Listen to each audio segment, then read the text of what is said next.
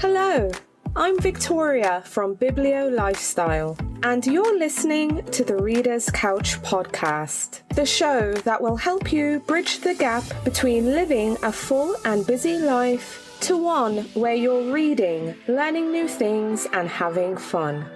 Today on the couch, I'm so excited to welcome author Yangsze Choo to talk about her novel, The Foxwife. Now, readers, I'm a fan of Yangsze Choo. I absolutely adored The Night Tiger, and then I read her debut, The Ghost Bride, which I also loved. Now, The Foxwife is a novel that draws on Japanese folklore and mythology, and the story is set in 1908 in northeast China. And we meet a fox spirit named Snow, who assumes a human form to track down the person responsible for her child's death. Also in the novel, we meet Bao Gong, a retired teacher and detective who has a special gift to sniff out the truth and identify fox spirits. So when Bao is hired to investigate a mysterious death, we see how the worlds of both Snow and Bao begin to converge. We see them encounter old friends, relationships, make new enemies, and so much more. So, in this episode, Yangsze and I talk about her new book, The Foxwife. We circle back to her previous books, The Night Tiger and The Ghost Bride. Plus, we also learn about the books she's reading, get recommendations, and lots more. But before we get into the episode, please subscribe to the show if you haven't already, and leave me a 5-star rating. And if you have an extra minute, write me a review if you love the show. So, thanks in advance. And now on to the episode with author Yangsze Choo.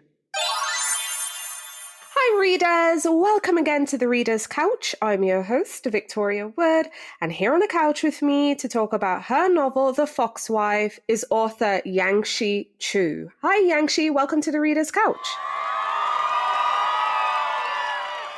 Hi Victoria, it's lovely to be here. Thank you for having me.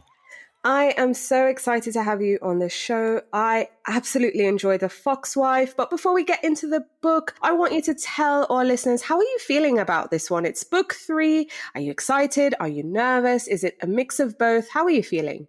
You put it so well. I feel excited and also there's always some sort of nervousness because when you're writing a novel, and I'm a very slow writer, it's like I've been writing away for few years and then you release your creation out into the world and sometimes you wonder like, well, maybe nobody will like this. So it's a fun time. It's also rather nerve-wracking. Yes, I can only imagine. And especially now, everyone has input. Before it was just you and, an editor or two. So, yeah. And then you think like, well, maybe not a good idea. Yes, I know the feeling of second guessing yourself. Trust me on that one for sure. But I want readers to hear it straight from you, though. Tell us about your book, The Foxwife. What's your elevator pitch? What can readers expect when they pick up a copy? Well, it is a book about foxes. And when I told my editor that I was writing a book about foxes, she said, "Oh, please don't tell me it's talking animals." And I said, no, they look like people. So what it draws on is the in Chinese literature, as well as Japanese and Korean legends, there is this notion of the fox as a kind of spirit that can take on the form of a very attractive person. And when I was growing up, I read a lot of stories about foxes and how they would come to pester and trick humans, sometimes to murder them as well. So I was always been fascinated by this. And when I started writing this book, I thought about it from the viewpoint of the fox. Like, who are these creatures? Why do they come? What is their purpose? And what goes on in their own busy lives out of our view. And so The Foxwife is a story of a woman who claims to be a fox. It's set in Manchuria in 1908. And it's partly a detective story because she's on her path of revenge. And it's also, I think, about past relationships and old love. Oh, well, I was really intrigued when I saw the book summary because foxes, I immediately thought, well, I don't know much about Chinese culture, but I I pay attention to the Chinese zodiac. I'm like, that's not an animal on there, is there? Then I started looking up about foxes because I'm very fascinated with folklore and mythology and what different animals mean to different cultures. And basically, it was saying it could be good and it could be bad. It could be a good omen, it could be a bad omen. Did you know much about the fox mythology and folklore growing up? Was this a part of your stories, like you mentioned, because you read a lot of books with foxes in it? So tell us about the good and the bad and just your experience. Yeah, I'm so delighted to hear that you went and looked at foxes because there's so much about them. And, doing the research for this was literally like jumping down one rabbit hole after another. People have been fascinated with foxes for centuries. And the interesting thing is that I think worldwide, or, wherever you go in the world, where there are naturally occurring foxes, they seem to have the same kind of personality traits. They're tricky, they're wily, and they're quick. So I knew quite a bit about them, and I thoroughly enjoyed doing the research for this book, which included reading about the cult of the fox, which is practiced in northern China, and as well as the notions of shape-shifting beasts and the idea that there's always something out there that we don't quite understand. So that was very fun. I also read lots and lots of so-called historical documentation of encounters with foxes, both in China and Japan. And a lot of people collected these stories just to say as supernatural occurrences, just like you might have someone, perhaps in Victorian England, collect instances of poltergeists. There were instances of fox hauntings in China. Wow, that's really interesting. Again, I went down my own mini rabbit hole and I only did that briefly. So I can't even imagine just how much information is available out there. Again, your research, at some point you had to be like, okay, yep, that's it. Okay. Yeah, you're right. I've got to stop reading these strange stories, which almost feel like figments of a dream. Like I said, you're right. It's a rabbit warren. So, but it is really interesting. Yes, very fascinating indeed. But bringing in, that mythology, that folklore, and just everything in literature about foxes to your novel, The Fox Wife. But we meet a fox spirit named Snow, who assumes a human form, but also, again, can transform to a fox. And Snow is looking for someone. She takes a job as a servant to get closer to her target. That's how I'm going to refer to it, to get closer to her target. But then also we have a detective who has an ability to identify and, quite honestly, just get super fixated on these fox spirits, so to say. And he's hired to identify a woman who's dead. There are links between this woman who has passed away, the fox spirits that he's able to detect, Snow, who is also a fox spirit, and Snow's target. So let's talk about the characters. Let's start with Snow. Tell us about who Snow is, what's her motives, and the job she takes on. Mm-hmm. Yes. So the interesting thing about Snow is that in the traditional fox story, it's usually something like there's a scholar who's studying for the imperial exams, and late one night, there's a knock on the door and a beautiful woman comes in. And later on, it turns out that, oh my goodness, she's not even human, which speaks to all kinds of, I think, gender roles as well as expectations for like women should not be running around late at night. Those who do so must not be respectable, right? And so I thought that it would be very interesting to turn this notion on its head and have the book come from the point of view of the creature who knocks on your door. Why do they do this? We're very human-centered, but it was really interesting to me to wonder, why would someone do this?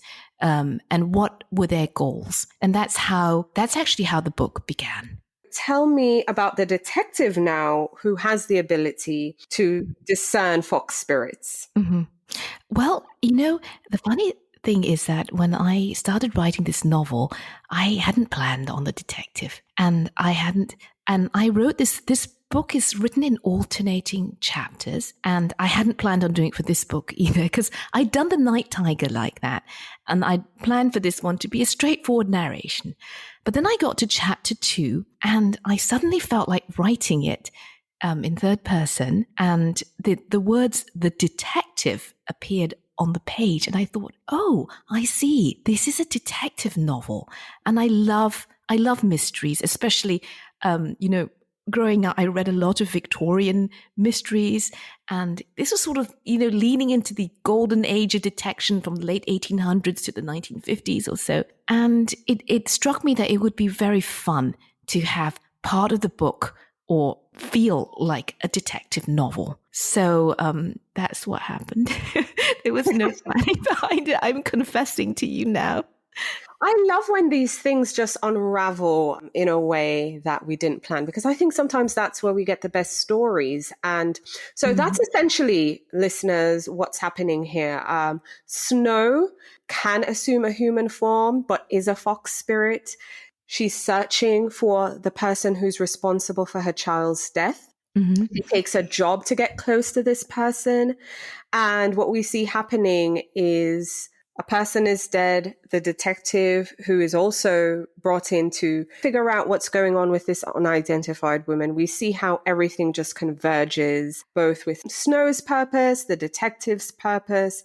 So yes, it's a mystery, but it has these elements of folklore in there. And again, just something I think you're great at is relationships, and those complicated relationships, and what happens when everyone is just kind of, everyone comes together at a certain point, which I'm trying really hard here not to spoil, but it was just such a treat kind of seeing everything come to a head.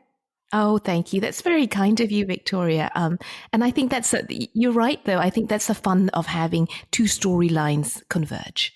And I, as a reader myself, I feel like when I was doing this, I had to make sure that there were enough clues or things so the reader could feel like, we are going somewhere. Yes. And now I've lost my train of thought. The storylines converging and readers having a reason, in my opinion, to keep turning the pages. Yeah, it is kind of fun because there's also another game that you're playing as a reader in which is part of the classic detective tradition, is that you're also going to be following along, and you're hopefully going to be maybe half a step ahead of the characters in the novel. Yes. I think that's part of the fun in which you say like, no, don't open that door. I will see this. So that I think that's kind of a fun thing to do as a reader, because you feel that you're part of the story, and perhaps you know more than the characters do at certain points. Yes, absolutely. Absolutely. Well, readers, I hope you'll give The Foxwife a go. I thoroughly enjoyed it, but I kind of want us to take a couple steps back. I want us to go back to The Night Tiger. I absolutely love that one. Definitely love The Ghost Bride. Do you see similarities between your work? Because now we have the third one, The Foxwife. I guess what I'm saying is, how are these books similar, but also how are they different? Mm-hmm. By the way, thank you, Victoria. I'm so honored that you enjoyed them. That really makes my day. So, I would say that the theme that runs through all of them is the theme of other, and also of animals. So I'm very fond of animals myself. And that might be because when I was a child, there wasn't that much to read at home. But my dad had this stack of old National Geographic magazines that we carted around. And I spent hours and hours reading about, platypuses or whatever. So the idea of animals and people, and I think the intrinsic human reaction to meeting strangers, to wondering, who are you? Are you even human? And that would have been more pronounced, especially in a historical context when you wouldn't meet that many strangers. You might be like, the people, we don't know the people on the other side of the pond. They're different from us. Maybe they're not human. So, I think that's always been a tension for us as humans. And Night Tiger was perhaps in some ways closest to this novel because it is also about animals assuming human form. But I think we've always wrestled with this question of other. Ghost Bride also has that in the sense of it's the other world. The question of what makes us human? What divides us from the other side? And sometimes I think that's not really clear even to ourselves. Yes, I think that's something humans, myself included, will be questioning until the end of time. Just a sense of who we are, where we belong, the otherness, also our relationship with animals, I think, and spirits. I think that's incredibly fascinating, especially in the night tiger. That one, I think, I agree with you 100%, is more similar to the fox wife. They're both searching for something. In the case of the night tiger, I think it was the finger. That's right. And in this case, Snow is searching for the individual who she holds responsible for her child's death. And we do have the animals, obviously, the tiger and the fox, which are both in the title. For listeners who are not familiar, tell them about the night tiger. It was absolutely my favorite. I'm so glad. Thank you very much. The Night Tiger was set in, I think, 1931, colonial Malaya. And it is about a Chinese houseboy named Ren, and his master, who is this British doctor. And it was also about a dance hall hostess named Jilin, and how their paths converge. It is a mystery. It is also, I think, a commentary on life at the time, although that emerged to me as I was writing it. I'm originally from Malaysia, and when I was growing up, you would see a lot of these old houses, many of which were later torn down or turned into hotels or restaurants. But, and my mum actually grew up, not during the 1930s, because she's not quite that old. She didn't tell you. But she can still remember a time when those big houses were filled with the British, and they would have dances and parties, and it seemed like a different world. And at the same time, there was a world of locals who were servants, who were cooks, etc. Sort of like a bit like a Downton Abbey of the tropics, if you will. So I just was very interested by all the relationships between them, and also what it meant to be a child servant in that time. Which was very popular at that time and in that culture. And I think with the British across the colonies, if I'm quite honest. So yes, that was very interesting. Love the Night Tiger, love the mystery. But I know this is me being greedy now. We have 3 books, The Ghost Bride, The Night Tiger, and The Fox Wife. But are you working on any other projects right now? Any other books, any other animals and folklore or mythology you're digging up? Yes, I am. I'm a very slow writer. I'm very sad about this, but I am working on another novel, and it is at this right now somewhat unformed, but it is about ginseng, the plant, the root. And then my husband was like, "Why are you writing on ginseng?" I think it's interesting because for Chinese medicine, ginseng is like the number one medication. It is a root that looks human. And there are many legends ascribed to it as well. And so the one I was thinking about ginseng, the fact that it looks human, and there is also a legend of the ginseng changeling, of a child that is actually a ginseng root. So that's what I'm playing around with right now. But, people have been like, the ginseng changeling that's not a good title. Got to think of something else. But there's a lot, I think, invested in that idea of what does a child mean for you? The idea of the ginseng child or changeling is an immensely valuable plant in the form of a child. And what is the purpose of rearing this child? So I think it leads to lots of difficult questions. And difficult questions is what, and, uncomfortable situations, I think, makes for interesting novel reading. So, yes, I couldn't agree with you more. And it gives us something new to explore. And I know for me, going down the rabbit hole of Google. But that's actually something I've heard about the ginseng root resembling human. So that's fascinating. Ginseng, yeah. Natural medicine people, I would always hear about ginseng. I would also hear about like noni, fever grass, all kinds of things. Mm-hmm. Well, if you ask my mom and all these other people, they're like, and then you have to get the top quality kind from blah, blah, blah, So, but a wild ginseng can actually cost like a lot, and it take years and years to grow. So, I think most commercially harvested ginseng is at least 7 years old. And then Wow. it's only about maybe 4 inches long and very skinny, like a very skinny carrot. So it's really interesting. But the whole question, I loved how you're bringing up noni and other things. I do see that, at least in my work, I'm interested in the natural world and how we interact with it. And it's something that we don't perhaps have to think very much about when you live in the city. So when I was writing Night Tiger, I did think about what it was like to be working on a rubber plantation. So my grandmother actually was a rubber tapper. And that's why when I was writing Night Tiger, the stories she told me when I was a kid about how frightening it was to go out, because you have to wake up at 3 or 4 a.m. when it's dark and tap the rubber so that the sap will run before it gets hot and coagulates, and how frightening it was, and how in those days you'd be afraid as a woman alone working in these acres and acres of silent, dark trees that things could happen to you. So, like I said, I think the fear and the wonder of the natural world is something that we don't often consider as we live in a man-made environment in a city. That is true. And I think also because I wasn't raised in a city, I was raised in a small village, and then also rural. I've lived in numerous countries, and most of them we were in rural areas. And I've noticed that the reliance on the natural world is way higher there as well. Mm-hmm. So from needing medicines to food, or just having to interact with it on a daily basis in the way some people would jump in their car. It's the difference between, in a city or getting a cab or something.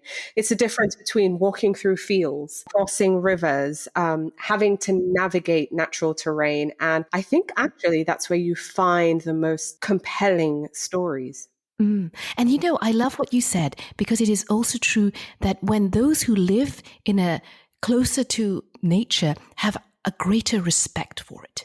Yes. So then you realize, no, actually you should not go into the jungle at 3 a.m. This is a bad idea.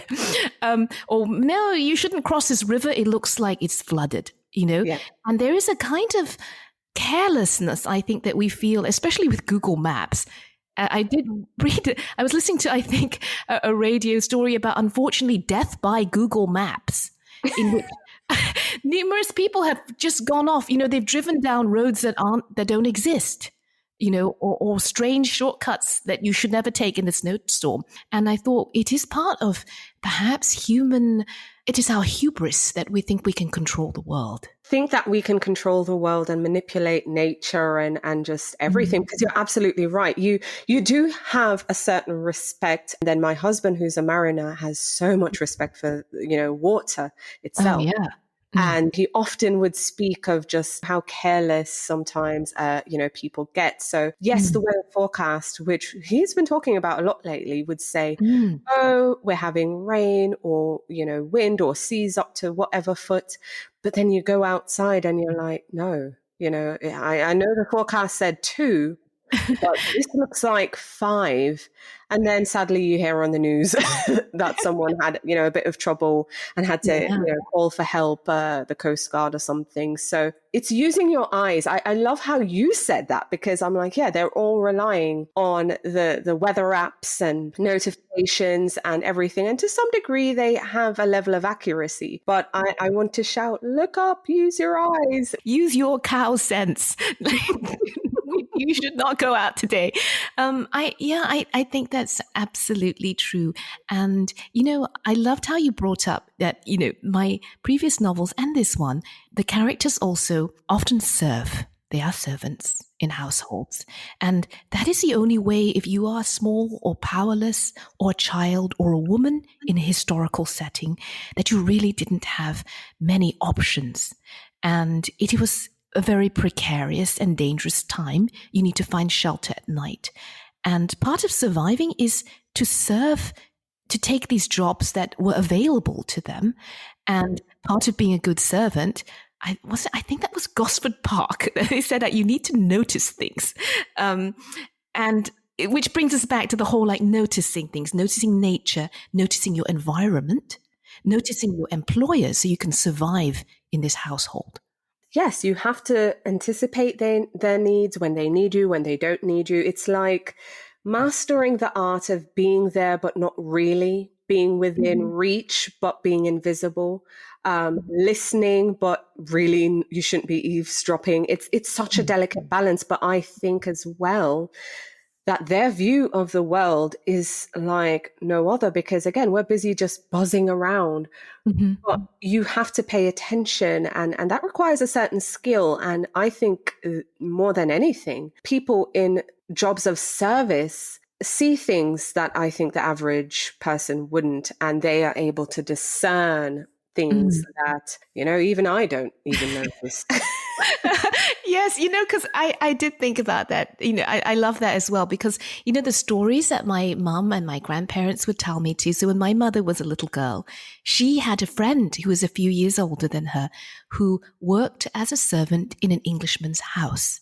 So my mum must have been about maybe 7 or so. And she said her friend was 12 or 13. And she went to visit her friend in the kitchen of this house. And I really... her friend showed her that there was a refrigerator, and it was the first time in her life that my mother had ever had ice. It was so shocking to her. And I can picture that scene as, on the one hand, you have, a domestic servant letting her friend in. And on the other hand, you have 2 children, one a little girl and the other one maybe not such a bigger girl, 12, 13, who's charged with cooking and doing other things. And the things I read Somerset Maugham when I was a child, because there weren't a lot of books about Malaysia at the time. And it did strike me that all the secrets that people had, didn't the servants know about them? They must have known, right? All the affairs and sneaking around and who was addicted to drink. I was like, your cook must have known this. So I thought that was fun. And sometimes they'll try to hide the bottles, but they find them anyway. I'm telling you, I've heard stories through both my mom and my grandmother as well. My nan, she would tell those stories, but that's exactly it. Sometimes they know the secrets even before the families you're working for are aware. They can tell, oh, yeah, this one's going to be running off. Oh, this one's going to have a baby. It's just they see the subtleties. Yeah. Even when they're trying to hide and conceal. And I also think you do a good job at bringing that through, because there are secrets in this novel as well. We don't initially know Snow's motives and still discover there's so much more layers. So I think there's a lot to unravel. And just as human beings, if we pay attention to, I think we'll see a lot of stories in real life. Yeah, you're right. And I love that. There are stories everywhere. I was actually talking to a student who was asking me about advice for writing. And I think she just graduated and she'd said, I would like to be a writer, but should I just get an office job? And I was like, no. If you want to be in the arts, we all need day jobs. And also, I think that when you are working somewhere, you can always observe life, and that will also enrich your writing life as well. Like, who did this? What happened when the copier broke? The power struggle between the person who didn't want to get the copier fixed. Stuff like that. It's really interesting. Yeah. And actually, going back to what we were saying earlier, you can get out and about, and especially if you can get a job, a service job that you like and you can bear, or you're just good at naturally. So many stories, so many people. It's like a revolving door. And I think we tend to, naturally think, oh, this is me, I am doing this. But there's so many other people around living out their own stories, and their own histories with their own purposes. It's really interesting. But one tends to focus on, one's own arc. And I think along the way we can miss lots of really great and interesting interactions. Absolutely, which is why I love podcasting. But anywho, I'm so fascinated, and why I read novels, and because I am fascinated with stories. But on the notes of stories, because like I said, it's why I read. I want to know what you're reading as well, and I'm sure the listeners would too. So share with us the last book or books that you finished reading that you would now recommend. Oh, well, there is a novel by a Korean writer, and it's called Kim Ji-young, born 1982. I don't know if you've read it, but it's very short and it's written by, I think her name is Cho Namju.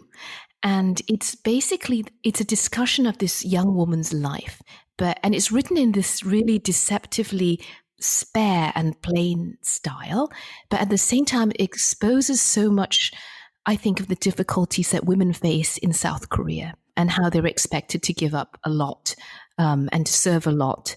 I thought it was really, really fascinating, and it's a quick read too. Oh, we love those quick reads. What was your favorite childhood book, though, that you can remember? Oh, well, it might be The Would Be Goods, or or I think maybe one of the Tim Rabbit books, which is going back quite far. You know, the Tim Rabbit books, which is about Tim Rabbit, who is a rabbit and has adventures. So these are quite old-fashioned books. I really enjoyed them because they were very imaginative, and they allowed you to think about, well, you know, the secret lives of animals. We're seeing a pattern here. Yes. But I really love the illustrations that came with my Tim Rabbit book. They were very adorable. I love the illustrations too. I love the Tim Rabbit series. What's her name? Alison. Utley, yeah. Utley. Yep. Thank you. Yep. I was drawing a blank, but I absolutely love those as well. I can't find them anymore. Are they? I wanted to buy it for my kids, and I just couldn't find them. Yeah, I think you'd be hard pressed to find them. I'm always curious about what makes a publisher reprint a certain kind of book and not another, because there's so many books I'll occasionally remember, or like chatting to someone like you, and I was like, oh yeah, I haven't seen those, and those were really, really good books. So whoever the publisher is, please reprint the Tim Rabbit. They were good. The Would Be Goods are good too. I haven't seen that recently, but I'm sure someone will republish that. Yeah, like E. Nesbit. I read a lot of E. Nesbit. Me too. And it did make you think, like, oh, they're having these, like, they just seem like neglected children, but they did lots of stuff.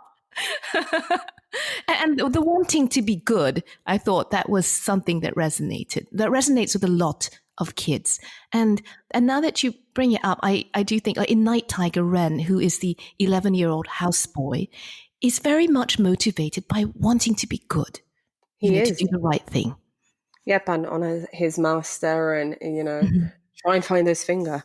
But yes, it's just, I agree. I hope these stories, they'll reprint them. They're just really good. But also, as readers, we have a long reading list. So what books are you looking forward to reading in the year ahead? I'm a big fan of Tana French. So she's written a lot of Irish mysteries, and I think she has a new book coming out this spring. So she's one of my auto-buy authors. I'm blanking on the title of her book right now, but I'm really looking forward to reading that. Yeah, I'm blanking on the title too. I was trying to remember, but yes, I think it's coming out in the summer.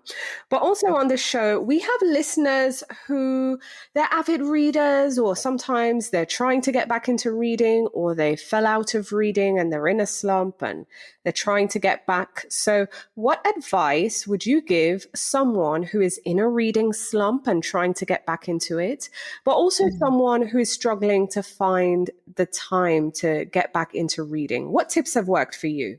You know what? Read something short. And I actually love I love very short, slim books. So and a book that I actually also love very much is, I think it's called Kitchen/Moonlight Shadow. It's 2 novellas by the Japanese writer Banana Yoshimoto, and they're very short, but they're very evocative. And what I also used to do is read anthologies of short stories, like detective stories of the Victorian era. So, and then when you feel like, I really can't start something big, it's nice to read a short story. I love a good short story too. I think they're very helpful. They're underrated, but very. Yeah. And I'll tell you something that I discovered, that in America, in the public libraries, they have like a whole anthology section of short stories, like books and books of short stories. And I remember feeling so excited when I first discovered that. Yeah. It's not in the main section. It's some other short story. It's, I think, called the anthology section. Yes. Yeah. I love a good anthology. I often say short stories, anthologies, essays, they're just perfect when you don't want the commitment of a novel, but you want that good writing. I think you can find that there. Yeah. And it can get you back into your reading for sure. Okay, so kind of bringing things back to your book now, The Fox Wife. Again, I know you've done your job. I know you have the excited but a bit anxious and nervous and second-guessing moments about it. But in an ideal world, what are you hoping readers might think or feel or talk about? What reactions are you hoping for with this book? I hope that they'll actually just enjoy it, because I do think that reading should be fun. And, when growing up, we didn't have that much access to English books. And my library only let us borrow 2 books a week. And I would sort of string those out like, oh no, I can't finish this. There's a terror feeling that you've run out of reading material and you have to read the cornflake box. So I think if someone enjoys it, I'll be very happy. And if it makes them dream or reminds them of other things, that would be great. So part of the novel is about love, and it is about old love, like childhood loves, reconnecting with old loves. And I thought that that's something that I don't see all the time. Like my favorite Jane Austen novel is actually Persuasion, because there's a lot of, I think, longing and regret about a past relationship, which maybe didn't come to fruition. So that's part of it. And as I would describe myself as a middle-aged auntie now. So for me, The Fox Wife, it was nice to have characters who weren't all 16-year-olds. Yes. Yes, I love reading middle age. I even love reading books where the characters are twice my age. I love reading those books where we have those main characters in their 80s even. So yes, and I just want to thank you, Yangsze, for coming on the show and speaking with me. Oh, it was my pleasure, Victoria. It's really, really fun to talk to you. Thank you very much for having me. Thank you so much for listening to the Reader's Couch podcast. Please subscribe to the show, share it with a friend, and take a few seconds to leave a rating and review. Until next time, stay lounging, stay reading, and whenever you're in doubt, go straight to your local bookstore or library. Thanks again for listening, and happy reading.